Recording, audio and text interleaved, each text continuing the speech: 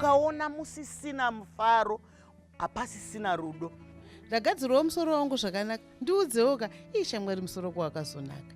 Ndoye nematohwa aya ndoya ndo pamai. Unongowana vakati shutu. Chino vachigamuchira. Vanotoita savanogamuchira zvidhende. Vanhu vanonzi masmall house ndo vanhu vakafurirwa nekunyeperwa zvisingaiti. Vanonzi vanodiwa kwavari ikoko asi vachichengetwa secret. Nekuti anozoona payo Saka vanenge vakavigwa vana. Ndiri kutambiswa. Upenyu hwatopera ndakutochembera ndichingonzi secret asi yane wake chaiye waanoda. Kuzodana hakuzi kudanana. Vanhu vari kurambana.